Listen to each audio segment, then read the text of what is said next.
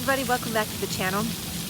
Dr. Sarah Steffen on location in Florida today. If you follow along with my last video, you'll know that I'm in Florida for ICAST with my husband, Matt Steffen Fishing. We are here because it's an fishing industry trade show. It's open only to professionals. He's working hard.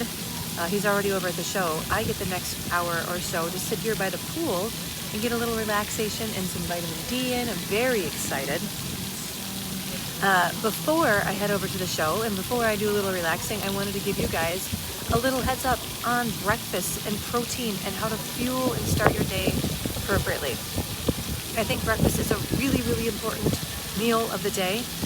I did intermittent fasting for a few years before it was really kind of popular and before there was a whole lot of research out about who should do it and who shouldn't do it. So I thought it was a really smart thing for me to do because I was stimulating cellular autophagy, which is cellular turnover and rejuvenation and regeneration of the cells. Because when you're fasting, you're not overloading your body with food to digest, so that allows the rest of your body to heal. Well, what I didn't realize is that premenopausal women, it's not really ideal. It can really screw with your cortisol and your hormone levels. And so I kind of quit that cold turkey a few years ago, realizing that it was not for me. Men, on the other hand, men can fast an entire day. Matt cannot eat all day and then just eat a meal. And because they don't have the hormone fluctuations like women do, he can do that. Men can do that. So more power to you. But if you're going to eat breakfast and you're a woman and you're eating breakfast, so what we're going to talk about today is the importance of breakfast and what to eat at breakfast. I like to front end load my day with protein. I try to get protein, 30 grams minimally of protein in every meal. In general, I'm trying to get at least 100 grams of protein every day. Gabrielle Lyon has her book, Forever Strong. You could read that and you could really read the specific formulas for you on how much protein you really need. But we know that the recommended daily allowance from our government of, I don't even know how many grams of protein it is, but it is fairly enough to stay alive and to keep your body just healthy. It is really a minimal dose. As Gabrielle Lyon says, and as I believe too, 100 grams of protein a day is really what we should be shooting for on a minimum.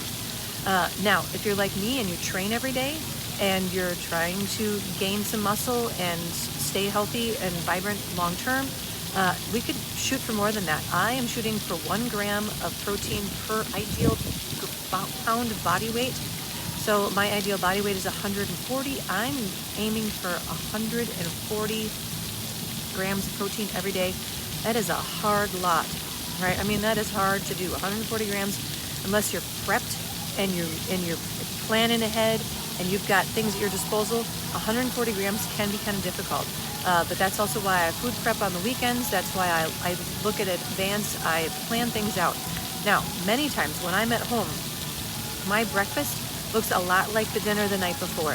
So the other day I had ramen for breakfast. I had ground beef ramen. It was very vegetable and protein heavy. It was delicious. But it might also be chicken sausages. It could be leftover steak bites. It could be yogurt and a protein shake, right? There's a lot of options. It doesn't have to look like cereal and sugar-laden yogurts and that kind of stuff. Because guess what? If you're eating a lot of sugar for breakfast, your body's going to burn through that sugar real quick and you're going to crash. When I, about a year and a half ago, started really tracking my protein and also really paying attention to how much protein I was eating for breakfast, that's when I found a giant shift in my energy, in my stability throughout the course of the day. I wasn't getting a crash at 3 in the afternoon where I needed a peanut butter cup or a piece of chocolate or something, right? When I front end load my day with a lot of protein, get a little bit more protein at lunch, I am not crashing in the middle of that afternoon. And guess what? It feels really good not to crash and to have that consistent energy throughout the course of the day. So my day, my morning, I try to start with at least 40 grams of protein in the morning. And most mornings I can hit that pretty easily. I am doing a protein shake first thing in the morning. My protein shake is, lately it's been First Form Energy. Salted peanut is really good. And I mix that half and half with Mullen's Dairy. Mullen's Dairy, their whey protein. Their whey protein is fantastic. I use it for a lot of my cooking. But I also, like I said, I cut it half and half with my protein shake in the morning. So I'm getting 30 grams of protein in my protein shake every morning, and I drink that pretty quickly in the morning. I work out most mornings right between 5 and 5:30, and I'm drinking that protein shake 5 minutes before that, 10 minutes before that.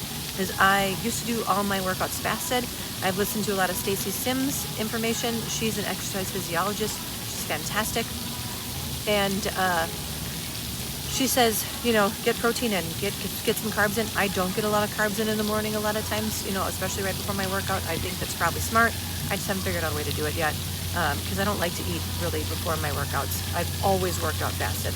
When I was a runner, I ran fasted. So that's just my preferred mode. Now, on vacation, it looks a little bit different. I don't have leftovers. So what am I doing?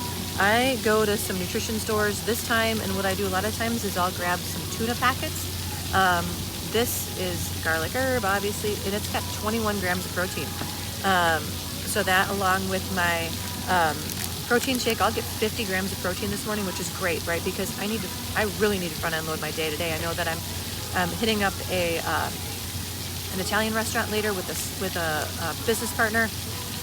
And I have no idea what lunch looks like either. I'll probably have a protein bar and, a snack at the show. I'm not really sure. I don't know what's going to look like.